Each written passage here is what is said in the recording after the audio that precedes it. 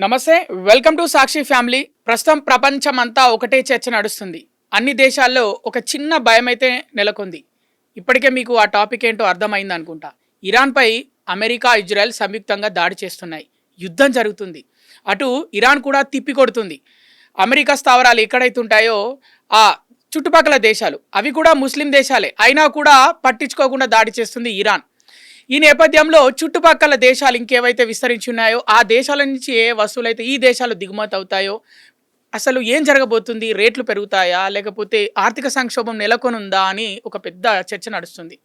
ఈ విషయంపై మనతో మాట్లాడేందుకు మన సాక్షి స్టూడియోకి వచ్చారు ఆ, మేజర్ శ్రీనివాస్ గారు, ఎక్స్ ఆర్మీ ఆఫీసర్. నమస్కారం సార్. నమస్తే అండి. సార్, అమెరికా, ఇజ్రాయెల్ సంయుక్తంగా ఇరాన్ పైన దాడి చేస్తున్నాయి. ఒక చిన్న ఈగో క్లాష్ వల్ల ఇది దాడులు మొదలయ్యాయని అందరూ అంటున్నారు. ఆ ఈగో కాస్త ఇప్పుడు ఒక పెద్ద ఆర్థిక సంక్షోభానికి తెరలేవనుందా? ఖచ్చితంగా అండి. ఎందుకంటే ఇక్కడ డైరెక్ట్ ఇంపాక్ట్, ఇండైరెక్ట్ ఇంపాక్ట్ గనక మనం చూసుకున్నట్లయితే యుద్ధం అనేటువంటిది ఎప్పుడూ కూడా ఖర్చుకు దారితీస్తుంది. ఒక రోజు యుద్ధం ఇప్పుడు ఆల్రెడీ అమెరికా ప్రకటించింది. సో అప్రాక్సిమేట్లీ $7,000 పైగా ఖర్చు అవుతుంది అని చెప్పేసి మనకు చెప్తుందండి. That's nothing. అది యాక్చువల్గా ఇంకా మనం బిలియన్స్లోను ట్రిలియన్స్లోను మనం చూడవలసి ఉంటుంది. ఇదే గనక మనకి దీర్ఘకాలిక ఇంకా ఫుల్ ప్లెడ్జ్డ్ వార్ అని నేను అన్ను. దీన్ని ఏమంటాము అంటే వార్కు ముందు జరిగేటువంటి ఒక high level escalations and military ఆపరేషన్స్గా దీన్ని వర్ణించడం అనేటువంటి జరుగుతుంది. కారణం ఏంటి అంటే ఎక్కడా కూడా మీకు డైరెక్ట్ ఫోర్సెస్ అనేటువంటివి ఫైటింగ్ అనేటువంటిది ఇంకా స్టార్ట్ అవ్వలేదు. ప్రెసైజ్డ్ టార్గెటింగ్ అనేటువంటి జరుగుతుంది. ప్రెసిషన్ టార్గెట్ని ప్రెసిషన్గా కొన్ని టార్గెట్స్ని ఎంచుకుని వాటిని మాత్రమే స్ట్రైక్ చేయడం జరుగుతుంది. అలాగే ఈ యొక్క బ్యాలిస్టిక్ మిజైల్స్ ఏదైతే ఉన్నాయో ఆ బ్యాలిస్టిక్ మిజైల్స్ అనేటువంటివి చేస్తూ ఎయిర్ సుప్రిమసీ ప్రకారం వాళ్ళు ట్రై చేసుకుంటున్నారు. ప్రస్తుతానికి ఇంకా ఎస్కలేషన్ అనేటువంటిది జరుగుతుంది తప్ప ఫుల్ ప్లెడ్జ్డ్ వార్లో దిగలేదు. మీరు అన్నట్టు ఫుల్ ప్లెడ్జ్డ్ వార్లో కనుక తిరిగితే దీని యొక్క ఆర్థిక ప్రభావం అనేటువంటిది ఇంకా చాలా ఎక్కువగా ఉంటుంది. ప్రస్తుతం ఉన్నటువంటి ఆర్థిక ప్రభావం కనుక మనం చూసినట్లయితే ఇక్కడ కొట్టుకుంటుంది మూడు దేశాలు, ఇరాన్, ఇజ్రాయెల్ అండ్ అమెరికా. కానీ దాని యొక్క ప్రభావం కనుక మనం చూసినట్లయితే ప్రభావం యావత్ ప్రపంచం మీద పడుతుంది. కేవలం ఈ యొక్క సౌత్ ఏషియాలోనూ లేకపోతే మధ్యప్రాచ్యంలోనూ ఏషియన్ కంట్రీస్లో మాత్రమే కాదు, including India, entire world has to face the consequences of this war. కారణం ఏంటి అంటే దీనికి ఎకనామిక్ కాన్సిక్వెన్సెస్ అనేటువంటి చాలా డైరెక్ట్గాను ఇండైరెక్ట్గాను ఉన్నాయండి. ముఖ్యంగా మనకి ఈ ఇరాన్ ఏం చేసింది అంటే హర్ముజ్ సంధి ఏదైతే ఉందో హార్ముజ్ దాన్ని బంద్ చేసిందండి ఇమీడియట్గా. కారణం ఏంటి అంటే దాని ద్వారా ప్రపంచానికి అవసరమైనటువంటి 20% ఆఫ్ ఆయిల్ సప్లై లైన్ ఏదైతే ఉందో అప్రాక్సిమేట్లీ అదంతా కూడా బంద్ అయిపోయింది. దానివల్ల విపరీతమైన ప్రెషర్ పడుతుంది. ప్రపంచంగా ఏ దేశాల మీద ఎఫెక్ట్ పడుతుంది సార్ ఎక్కువ? డైరెక్ట్గా ఇప్పుడు ఫర్ ఎగ్జాంపుల్ ఇండియా తీసుకుందామండి. ఇండియా కనుక తీసుకుంటే మనం 100% మ్యాక్సిమం, నాట్ 100%, మ్యాక్సిమం 90% ఆయిల్ గురించి మనం ఇరాన్ మీద ఆధారపడి ఉన్నాము. అలాగే China is also majorly is depending upon Iran. ఇలాగా అత్యధిక శాతం కంట్రీస్ అన్నీ కూడా ఇరాన్ మీద డిపెండ్ అయి ఉన్నాయి. ప్రపంచంలో 5 అత్యధిక దిగుబడినిచ్చేటువంటి చమురు బావులు ఏదన్నా ఉన్నాయంటే ఆ ఫస్ట్ 5%, ఫస్ట్ బిగ్గెస్ట్ రిఫైనరీస్ అన్నీ కూడా మనకి ఇరాన్లో కనిపిస్తుందండి. సో ఈ హార్ముజ్ జలసంధిని ఇమీడియట్గా అది బంద్ చేయడం జరిగింది. వరల్డ్ మీద పూర్తిగా అది ఒక స్ట్రెస్ అనేటువంటిది క్రియేట్ చేసింది. ఇది డైరెక్ట్గాను ఇండైరెక్ట్గాను మొత్తం సిచ్యువేషన్, ఎకనామిక్ సిచ్యువేషన్ మార్చేసే విధంగా తయారైపోయిందండి సిచ్యువేషన్. సార్, అంటే ఇప్పుడు భారత్కి రష్యా నుంచి చమురు దిగుమతి చేసుకునే పరిస్థితి వస్తుంది అంటారా? ఖచ్చితంగా. కారణం ఏంటి అంటే ఫస్ట్ ఎకనామిక్ ఇంపాక్ట్ కనుక మనం చూసుకున్నట్లయితే చమురు ధరలు, బ్యారెల్ ధర అనేటువంటి పెరిగిపోయింది. మనకి ఈ యుద్ధం స్టార్ట్ అయిన వెంటనే ఇంటర్నేషనల్ మ్యాగజైన్ రాయిటర్స్ చెప్పింది ఏంటి అంటే చమురు బ్యారెల్ యొక్క ధర $100 హిట్ అవుతుంది అని చెప్పేసి చెప్పడం జరుగుతుంది. దాన్ని దాటిపోయినా సరే, దాన్ని దాటిపోయినటువంటి సందర్భాలు కూడా మనకు కనిపిస్తున్నాయి. కాబట్టి ఇలాంటి కండిషన్స్ ఉన్నాయి అంటే ఫస్ట్ చమురు ధరలు అనేటువంటి పెరిగిపోతాయి. అయితే భారతదేశంలో ఇమీడియట్గా పెరగకపోవచ్చు, కానీ మనం ఒక పాలసీని పాటిస్తున్నాం. ఏంటి అంటే చమురు ధరలు పెరిగినప్పటికీ వాటిని పెంచకుండా అక్కడే ఉంచి తగ్గినప్పుడు తగ్గించకుండా నష్టాన్ని భర్తీ చేసుకునేటువంటి పాలసీలో ఉన్నాం. కాబట్టి మనకి ఇమీడియట్గా కొంతవరకు సస్టైనబుల్ పీరియడ్ అనేటువంటిది ఉంది, సస్టైన్ అవుతాం. కానీ ఓవరాల్గా మనం చూస్తే ఉంటే కనుక ఈ గవర్నమెంట్ డైరెక్ట్గా పెట్రోల్ డీజిల్ రేట్స్ ప్రకారం ఈ విధంగా చూస్తుంటే మనకి ఓవరాల్గా ప్రొడక్షన్ కాస్ట్ అనేటువంటిది పెరిగిపోతుంది. అంటే ఆయిల్ సంక్షేమం, ఎనర్జీ సెక్యూరిటీ ప్రాబ్లం, కొరత ఏర్పడుతుంది, ఆయిల్ రేట్స్ పెరుగుతాయి. రేట్స్ పెరగడం వల్ల ప్రొడక్షన్ కాస్ట్ పెరుగుతుంది.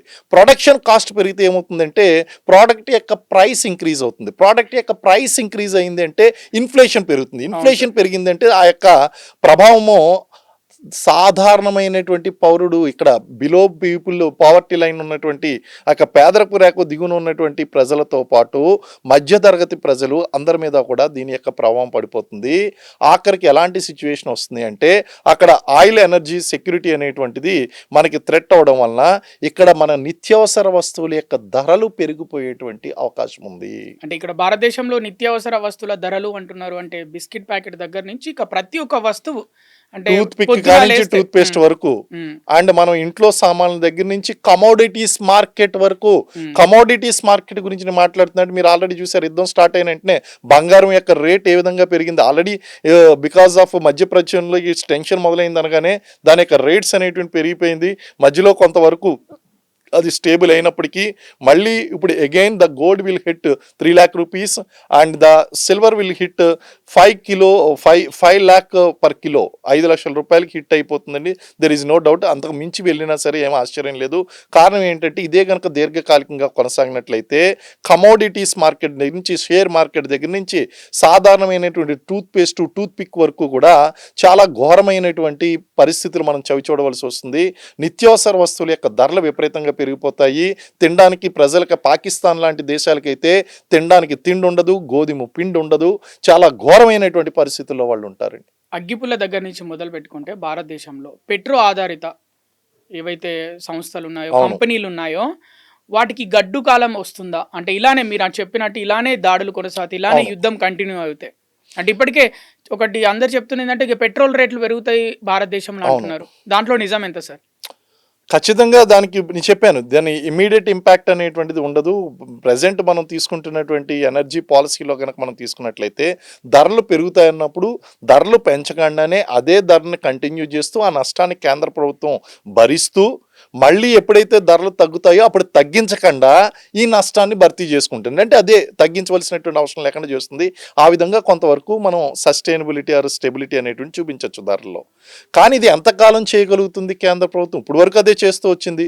కానీ యుద్ధమే గనక నెలల తరబడి కొనసాగినట్లయితే, లేకపోతే రష్యా ఉక్రెయిన్ యుద్ధంలో కనుక కొనసాగినట్లయితే ఇది చేసేటువంటి పరిస్థితులు భారతదేశానికి కూడా కనిపించవు.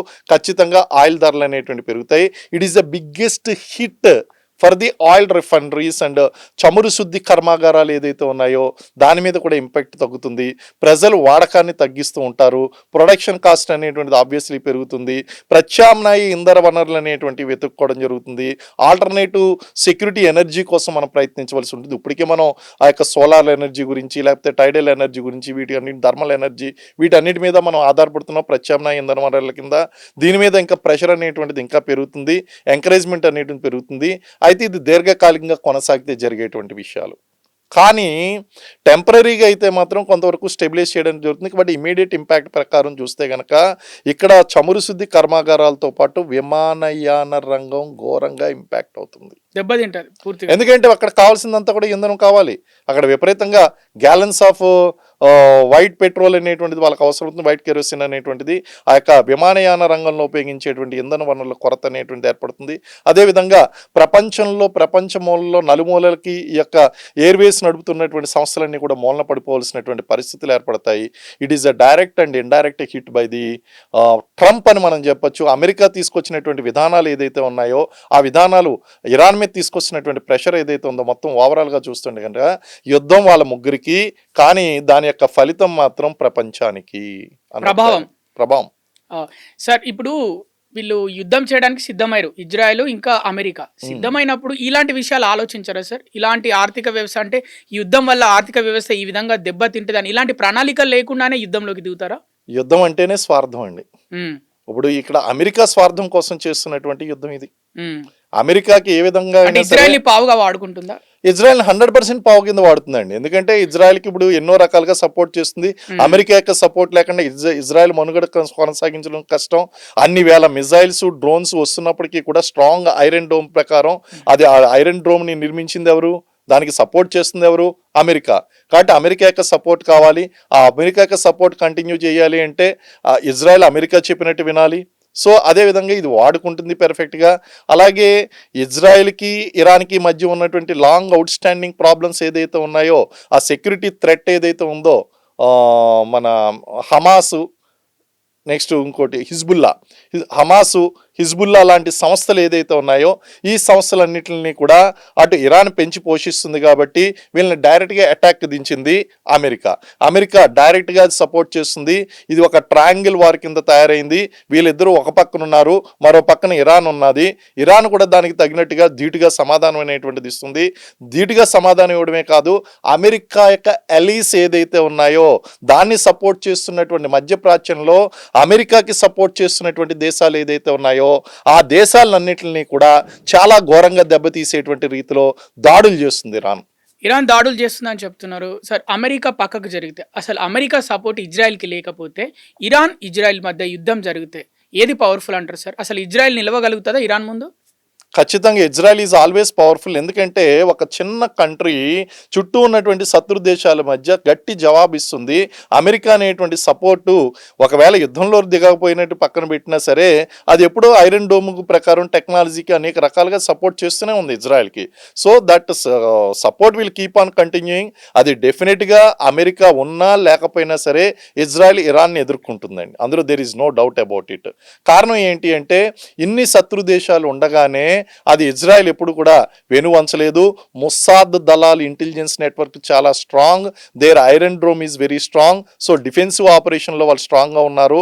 అఫెన్సివ్ ఆపరేషన్ కండక్ట్ చేయడంలో ఇజ్రాయిలీ దళాలు ఏదైతే ఉన్నాయో ఐడిఎఫ్ దళాలు, Israeli defence forces are very strong in that. So ఆ విధంగా కనుక చూసుకుంటే ఇరాన్కి గట్టి బుద్ధి చెప్పగలిగినటువంటి కెపాసిటీ ఇజ్రాయెల్ దగ్గర ఉంది అనే మనం నమ్మాలి.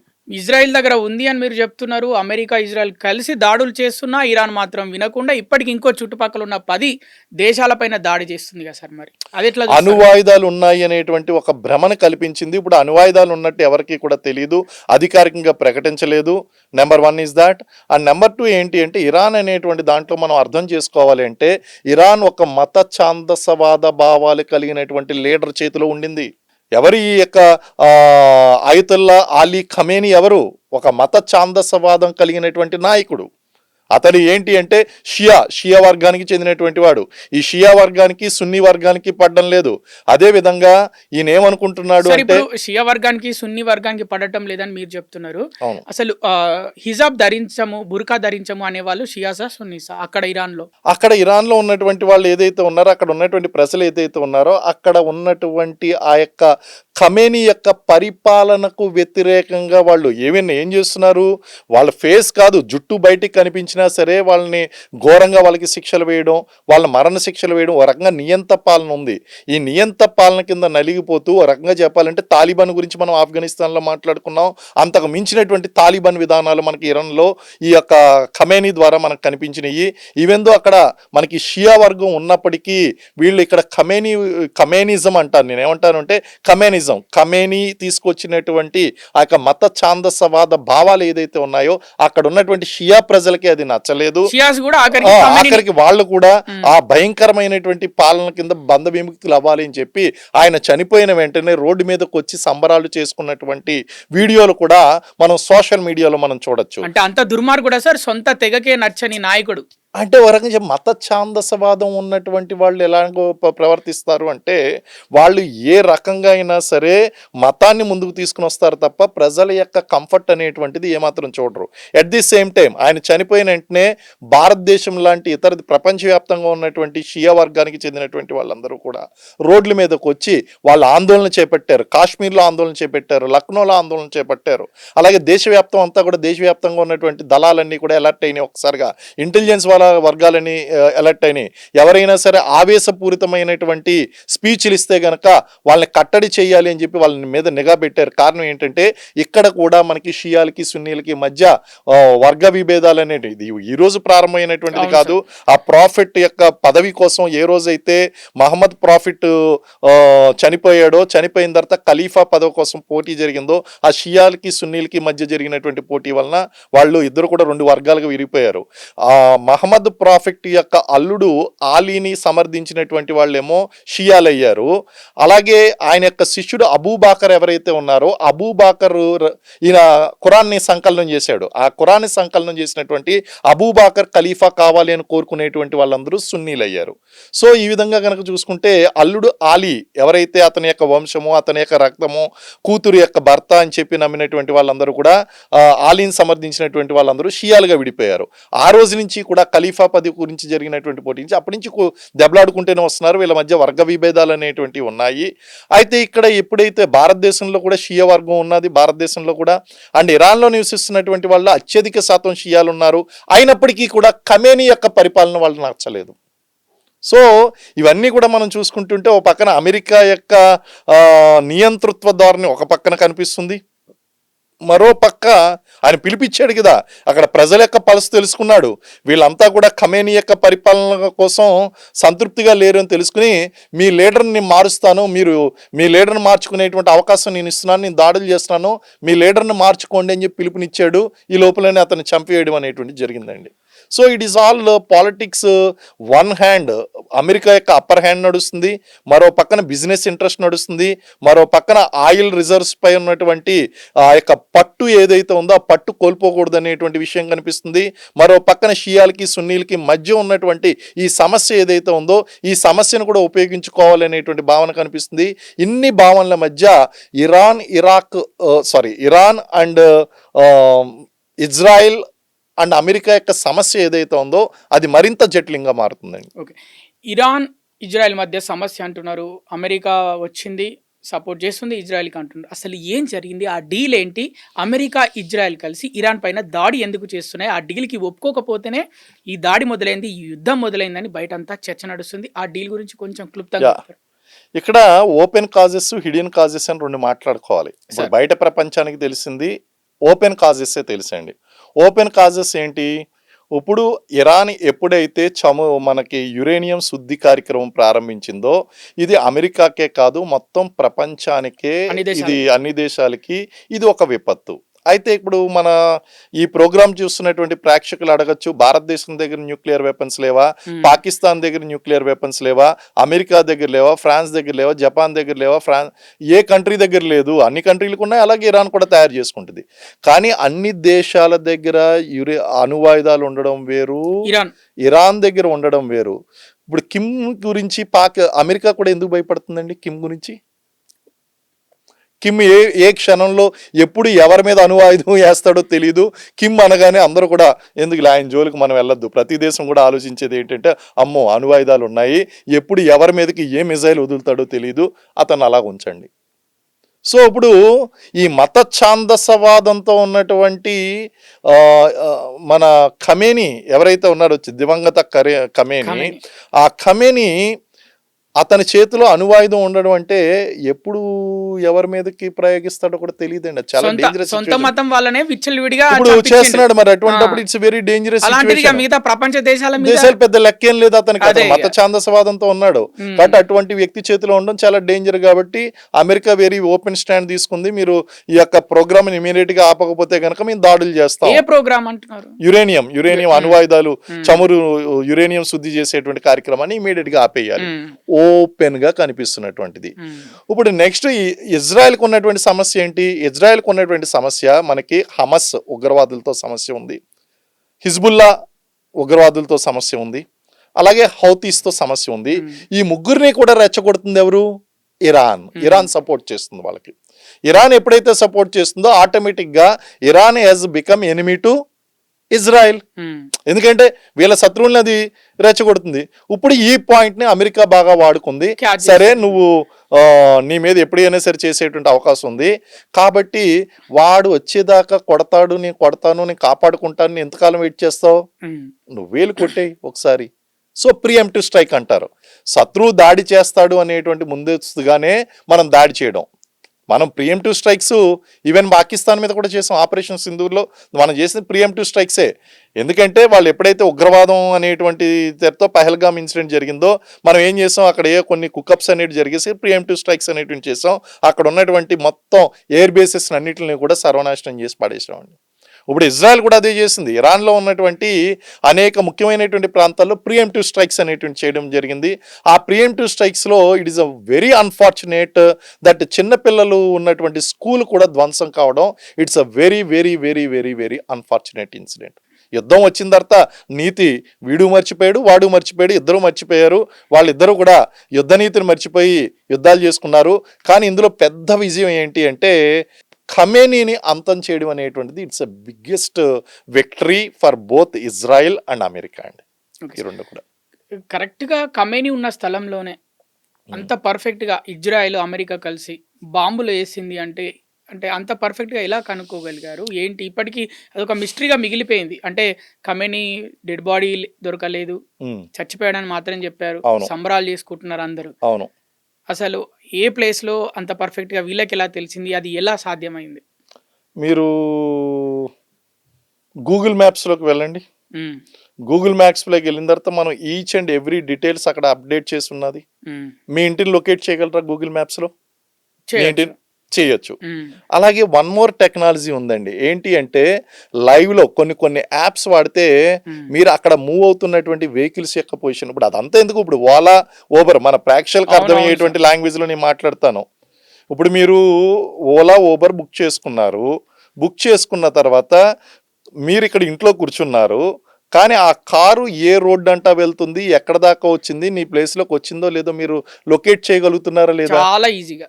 ఆఫ్టర్ ఆల్ ఒక బిజినెస్ ఆర్గనైజేషనే జిపిఎస్ టెక్నాలజీ అనేటువంటిది ఉపయోగించి నీ యొక్క వెహికల్ని ట్రాక్ చేయగలదు అంటే అక్కడ లైవ్ లొకేషన్లో ఉన్నటువంటి ఆ యొక్క అధ్యక్షుడు ఎవరైతే ఉన్నాడో, ఆ సుప్రీం లీడర్ ఎవరైతే ఉన్నాడో ఆ సుప్రీం లీడర్ని ట్రాక్ చేయడం పెద్ద కష్టమేం కాదు. అతని చుట్టుపక్కల ఏం జరుగుతుంది అనేటువంటి తెలుసుకోవడం పెద్ద కష్టమేం కాదు. శాటిలైట్ లైవ్స్ ఉన్నాయి, శాటిలైట్ టెక్నాలజీ వచ్చేసింది. అలాగే ఇంటెలిజెన్స్ రిపోర్ట్స్ చాలా స్ట్రాంగ్గా ఉన్నాయి. అక్కడ ఉండేటువంటి పని వాళ్ళలో ఎవరు అమెరికన్ ఇంటెలిజెన్స్కి చెందినటువంటి వాళ్ళో తెలియదు, ఎవరు మొసాద్కి చెందినటువంటి వాళ్ళో తెలియదు, అతనికి ఉన్నటువంటి బాడీ గార్డ్స్లు ఎవరున్నారో తెలియదు. ఆ యొక్క మన ఇరానియన్ రెబలియన్ గార్డ్స్ ఐఆర్జీసీ ఏదైతే ఉందో ఆ IRGC guards revolutionary guards core ఏదైతే ఉందో అందులో కూడా ఎవరున్నారో లేదో తెలియదు మనకి. ఆ ఇంట్లో వంట మనిషి ఎవరో తెలియదు. అంటే ఒకసారి ఇంటెలిజెన్స్ ఆపరేషన్స్ గనక ప్రారంభించాము అంటే అది ఎలాగుంటుందంటే ఇంటెలిజెన్స్ డిపార్ట్మెంట్లో మీ ఇంట్లో పనివాడు మీవాడు అని మీరు అనుకుంటారు, మీ వాడు కాదు. మీ ఇంట్లో వంటవాడు మీవాడు అనుకుంటారు, మీ వాడు కాదు. ఆఖరికి మీరు తినే భోజనంలో కూడా విషం కల్పించి చంపించేయచ్చు. ఇంటెలిజెన్స్ ఆపరేషన్స్ అంత భయంకరంగా ఉంటాయి. వాడు మన పక్కనే ఉంటాడు, వాడి నీడ పడుతూనే ఉంటుంది, వాడి నీడను కూడా మనం పసిగట్టలేమండి. అలాంటి స్ట్రాంగ్ ఇంటెలిజెన్స్ నెట్వర్క్ మన దగ్గర ఉంది. అలాగే ఇటు ఇజ్రాయెల్ దగ్గర ఉంది మొసాద్, అలాగే అమెరికా దగ్గర కూడా ఉందండి. అటువంటప్పుడు ఆ దేశ అధ్యక్షుడి దగ్గరికి ఎవరు వస్తున్నారా? మీకు విచిత్రమైనటువంటి విషయం ఏంటి అంటే అసలు ఈయన తెల్లవారుజామున కొట్టారండి ఆ మిజైల్స్లో, ఆ బంకర్ బర్స్టర్స్తో. అప్పుడు కాదు అది జరగవలసింది, యాక్చువల్గా ముందు రోజు జరగాలి. ముందు రోజు జరగవలసింది ఎందుకు అది క్యాన్సిల్ అయింది అంటే ముందు రోజు సాయంత్రం అయితే ఆయన ఒక్కడే దొరుకుతాడు. అదే గనక మరుసటి రోజు అయితే గనక ఆయనతో పాటు ఆ యొక్క ఐఆర్జిఎఫ్కి చెందినటువంటి ఐఆర్జీసీకి చెందినటువంటి ముఖ్యమైనటువంటి కమాండర్లు దొరుకుతారు, అలాగే ముఖ్యమైనటువంటి మినిస్టర్లు దొరుకుతారని చెప్పేసి ఇన్ఫర్మేషన్ అప్డేట్ కావడం వలన ముందు రోజు జరగవలసినటువంటి ఆపరేషను మరుసటి రోజు తెల్లవారుజాముకి పోస్ట్ పోన్ అయ్యింది. అంత ప్రిసైజ్డ్ ఇన్ఫర్మేషన్ అనేటువంటిది ఉంది. ఇంకొక విషయం మీరు ఆశ్చర్యపోయేటువంటి విషయం చెప్పాలంటే ఇలాగే మన ఇండియాకు కూడా స్ట్రాంగ్ ఇంటెలిజెన్స్ నెట్వర్క్ ఉందండి. రా అంటాం మనం. అలాగే ఇంటెలిజెన్స్ బ్యూరో ఉంది. ఇలాగ స్టేట్లో కనుక చూస్తే ఎస్బీ డిపార్ట్మెంట్లు ఉంటాయి. మనం ఒక రా గురించి కానీ ఇంటెలిజెన్స్ డిపార్ట్మెంట్ గురించి మాట్లాడితే మన పక్కనే ఉంటారు, మన మధ్యనే ఉంటారు, మనతో మాట్లాడుతూ ఉంటారు. వాళ్ళు రా ఏజెంట్లా ఇంటెలిజెన్స్ ఏజెంట్స్ అనేటువంటిది మీకు తెలీదు, మన చుట్టూనే తిరుగుతూ ఉంటారు. ఎంత స్ట్రాంగ్ నెట్వర్క్ అనేటువంటిది ఒక్కసారి టార్గెట్ ఫిక్స్ అయ్యింది అంటే రెక్కి అనేటువంటిది మహాభయంకరంగా ఉంటుంది. ఇన్ఫర్మేషన్ అనేటువంటి చాలా దారుణంగా తీసుకోవడం జరుగుతుంది. ఆఖరికి వాళ్ళ ఇంట్లో అనుక్షణం క్షణానికి వాళ్ళు ఏం చేస్తున్నారు, ఏం చూస్తున్నారు, ఏం మాట్లాడుతున్నారు, ఎవరు వస్తున్నారు, ఎవరు వెళ్తున్నారు, ఏం తింటున్నారు, everything will be informed and అంత భయంకరంగా ఉంటుంది ఇంటెలిజెన్స్ నెట్వర్క్ అంటే. సో టెక్నాలజీ ఇంప్రూవ్ అయినటువంటి ప్రస్తుత రోజుల్లో ఖమేనీని ట్రేస్ చేయడం పెద్ద కష్టమేం కష్టం కాదన్నారు. కాదు, పెద్ద కష్టం ఏం కాదండి. మీరు ఉసామా బిన్ లాదెన్ విషయంలో కూడా మీరు చూశారు, అతను యొక్క అచుకి ఎప్పుడో తెలుసు, కానీ కన్ఫర్మ్ చేసుకున్నారు, రీకన్ఫర్మ్ చేసుకున్నారు, వెయిట్ చేశారు, వెయిట్ చేసి చాలా సీక్రెట్ ఆపరేషన్ అనేటువంటిది సీగల్స్ వాళ్ళు చేశారండి. ఓకే సార్, ఖమేనీ ఏమో ఇరాన్లో చచ్చిపోయాడు, అవును అమెరికా ఇజ్రాయెల్ కలిసి ఖమేనీని లేపేశాయి. అవును కానీ భారతదేశంలో ర్యాలీలు, అవును బాధలు, Hmm. ఏడుపులు ఇవన్నీ. దీనిపైన మీ అభిప్రాయం ఏంటి? అదే చెప్తున్నాను కదండి, ఇట్స్ లాంగ్ అవుట్ సైడ్. షియాలకి సున్నీలకి ఉన్నటువంటి ప్రాబ్లం ఏదైంది ఉంది, ఒక వర్గానికి ఇన్స్పిరేషన్ ఆయన. Hmm. మీకు ఒక సింపుల్ సామెత చెప్తానండి, Hmm. ఒకరి కోసం స్వతంత్రానికి పోరాడుతున్నటువంటి స్వతంత్ర యోధుడు మరొకరికి ఉగ్రవాది. Hmm. వేరే వాళ్ళకి ఉగ్రవాది, వీళ్ళకి స్వతంత్ర సమరయోధుడు. ఇప్పుడు మనం జిహాదీలు అంటామండి. Hmm. జిహాదీలు అంటే ఎవరు? ఇక్కడ అమెరికాలో, మన పాకిస్తాన్లో యుద్ధం చేస్తున్నటువంటి వాళ్ళు, కాశ్మీర్లో పోరాడుతున్నటువంటి వాళ్ళు. కాశ్మీరులకి జిహాదీలు ఎవరో తెలుసండి? Freedom fighters. Hmm. మరి మనకెవరు జిహాదీలు? టెర్రరిస్టులు, మిలిటెంట్లు, టెర్రరిస్టులు డైరెక్ట్. అంటే ఏంటి? ఒకరికి స్వతంత్ర సమరయోధుడు, మరొకరికి మిలిటెంట్. వాళ్ళు ఏం భావిస్తున్నారు? కాశ్మీర్ ఆజాదం చేయడం కోసం వచ్చినటువంటి స్వతంత్ర సమరయోధుడు వాళ్ళకి. Hmm. సో ఇలాంటి భావజాలంలో ఎప్పుడు ఈ డిఫరెన్సెస్ అనేటువంటివి ఉంటాయండి. Hmm. ఈ డిఫరెన్సెస్ లో ఖచ్చితంగా ఒక వర్గానికి ఏంటి అంటే ఇతను మిలిటెంట్ నాయకుడితో సమానం. ఇప్పుడు సద్దాం హుసేన్ ఇరాక్ లో కానీ మన చంపేశారు. భారతదేశం వేరు కదా సార్, ఇక్కడ ఉన్న ఇక్కడ కూడా మనకి షియాలు సున్నీలు ఉన్నారు. అదే చెప్తున్నాను, మనకి భారతదేశంలో షియా వర్గం ఉన్నటువంటి వాళ్ళని కనుక చూస్తే కాశ్మీర్లో ఉన్నారు షియాలు, లక్నోలో ఉన్నారు, హైదరాబాద్ లో కూడా షియా పాపులేషన్ ఉంది మన దగ్గర. అయితే మన హైదరాబాద్ చాలా డిఫరెంట్. చూడండి, హైదరాబాద్ ఎన్నో కష్టాలు నష్టాలు చూసింది, మతపరమైనటువంటి పోరాటాలను చూసింది, కాబట్టి ఆ క్లాషెస్ అన్ని వద్దు అనుకున్నారు, కాబట్టి ఇక్కడ ఉన్నటువంటి షియాస్ రియాక్ట్ కాలేదు. కానీ లక్నోలో ఉన్నటువంటి వాళ్ళు, కాశ్మీర్లో ఉన్నటువంటి వాళ్ళు రియాక్ట్ అయ్యారు. ఇలాంటివి జరుగుతూనే ఉంటాయి. ఇలాంటి మతాన్ని రెచ్చగొట్టేటువంటి వాళ్ళు కూడా చేస్తూనే ఉంటారు. కానీ మనం అది పట్టించుకోకూడదు, దానికి సరైనటువంటి, ఎందుకంటే భారతదేశంలో ఉన్నటువంటి ముస్లిమ్స్ అందరూ కూడా నిజమైనటువంటి ముస్లిమ్స్, భారతదేశానికి సపోర్ట్ చేస్తున్నటువంటి ముస్లిమ్స్ అతి కొద్ది మంది మాత్రమే ఆ యొక్క యాంటీ ఇండియన్ ఫీలింగ్తో ఉన్నటువంటి వాళ్ళని ఎప్పుడు మనం న్యూట్రలైజ్ చేస్తూనే ఉంటాం, అటువంటి వాళ్ళని శిక్షిస్తూనే ఉంటాం. ఈవెన్ ముస్లిం కమ్యూనిటీ కూడా దీనికి సపోర్ట్ చేస్తుందండి. సరే, ఇప్పుడు అన్నిటికంటే ఏంటంటే మనం ఆపరేషన్ సింధూర్ టైంలో చూసాము, ఎలాంటి యుద్ధ విమానాలు వాడారు, ఎలాంటి బాంబులు వేసారు, వాళ్ళైనా మనమైనా ఎలాంటి వాటితో దాడి చేసుకున్నారు అనేది బాగా విన్నాం. అవును. కానీ ఇప్పుడు ఏంటంటే అసలైన పెద్ద చర్చ, అటు ఇజ్రాయెల్ ఏమో ఐరన్ డోమ్ నిర్మించుకుంది, అవును, ఇరాన్ ఏమో యురేనియం తోటి అణుబాంబులు అవి ఇవి తయారు చేస్తుంది. అవును. మరి పరస్పర దాడులు, ఎలాంటి యుద్ధ విమానాలు, ఎలాంటి బాంబులతోటి దాడులు జరుగుతున్నాయి, ఎలాంటి యుద్ధం జరుగుతుంది, అందరికీ తెలుసుకోవాలని ఉంది. అసలు ఈ ఎంటైర్ యుద్ధంలో మీరు ఒక విషయం అబ్జర్వ్ చేశారో లేదో, ఈ యుద్ధంలో మనకి ఎక్కడా కూడా విమానాలను కూల్చివేశారు డాగ్ ఫైట్లో అనేటువంటిది. విమానాలు కూల్ని, కానీ డాగ్ ఫైట్లో కూలలేదు. డాగ్ ఫైట్ అంటే మన ప్రేక్షకులకు అర్థమయ్యేలా చెప్తాను. డాగ్ ఫైట్ అంటే ఏంటంటే గాల్లో శత్రు దేశాలకు సంబంధించినటువంటి విమానాలు ఒకరినొకరు చేస్ చేసుకుంటూ ఒకరినొకరు కొట్టడానికి ప్రయత్నించేదాన్ని డాగ్ ఫైట్ అంటారు. అంటే రోడ్డు మీద వెళ్ళిపోయేటప్పుడు కుక్కలు ఒకదాని వెంట ఒకటి తగులుకుని ఎలాగైతే డాగ్ ఫైట్ జరుగుతుందో, ఆకాశంలో ఉన్నటువంటి విమానాలకు కూడా అలాగే ఫైట్ జరుగుతుంది, దాన్ని డాగ్ ఫైట్ అంటారు. అది ఇంకా జరగలేదు. మరి కూలిపోయినటువంటి విమానాలు ఎలా కూలిపోతున్నాయంటే ఎర్లీ వార్నింగ్ సిస్టమ్ ద్వారా, ఈ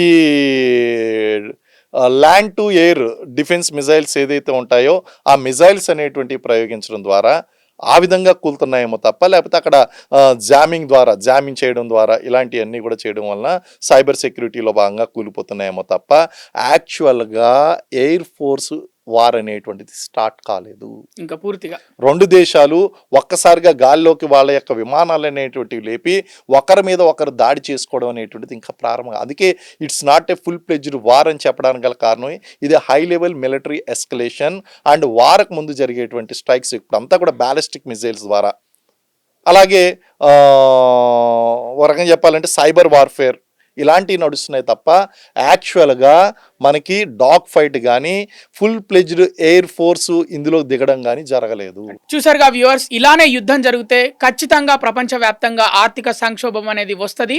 టూత్ పిక్ నుంచి మొదలు పెడితే ప్రతి ఒక్క పెద్ద వస్తువు ధరకి కూడా ధరలు పెరిగే అవకాశం ఉంటుందని చెప్తున్నారు మేజర్ శ్రీనివాస్ గారు, ex army officer. Thank you sir, మా సాక్షి స్టూడియోకి వచ్చి విలువైన సమాచారం మాకు అందించినందుకు ధన్యవాదాలు సార్. థ్యాంక్ యూ అండి, థ్యాంక్ యూ. చూసారుగా వ్యూవర్స్, మాజీ మేజర్ శ్రీనివాస్ గారి మాటల్లో యుద్ధం ఇలానే కొనసాగితే ఖచ్చితంగా ప్రపంచవ్యాప్తంగా ఆర్థిక సంక్షోభం వస్తుంది, ముఖ్యంగా మూడో ప్రపంచ యుద్ధానికి కూడా దారితీసే అవకాశం కూడా ఉందని చెప్తున్నారు. మరిన్ని అప్డేట్స్ కోసం స్టే ట్యూన్ సాక్షి. సాక్షి టీవీ ప్రసారాలను నిలిపివేయడం చట్టరీత్యా నేరం. సాక్షి టీవీ ప్రసారాల కోసం మీ స్థానిక కేబుల్ ఆపరేటర్ని వెంటనే సంప్రదించండి. డిటిహెచ్లో, ఇంటర్నెట్లో కూడా సాక్షి టీవీ ప్రసారాలను వీక్షించవచ్చు.